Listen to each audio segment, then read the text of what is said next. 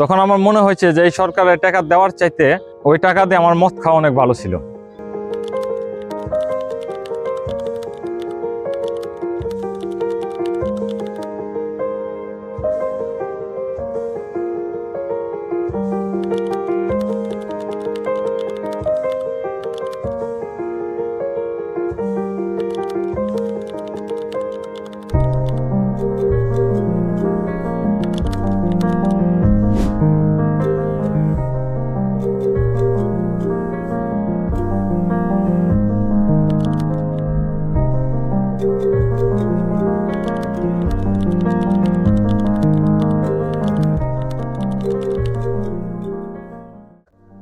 আমি দীর্ঘদিন 4 বছর সৌদি আরবে ছিলাম।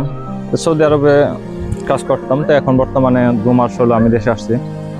এখন জুলাই আন্দোলনটা হইতেছে গিয়ে সবাই তো দেশে থাকে, সবাই বিভিন্নভাবে আন্দোলনে অংশগ্রহণ করছে। তো এখন তো আমরা বিদেশে থেকে তো ততটুকু করতে পারি না। তাই এর জন্য যতটুকু পারি তাদের সাথে করার জন্য, সহযোগিতা করার জন্য আর কি। আমরা কষ্ট করে প্রবাসী থেকে কামাই করি, অথচ সেই টাকা দিয়ে এমএনএস দেশে পাঠায়। এই টাকা দিয়ে সরকারে গুলি কিনে, অথচ আমাদের ভাই বেরাদার যারা জুলাই আন্দোলনে অংশগ্রহণ করছে তাদের বুকের উপরে নির্মমভাবে গুলি চালাইছে।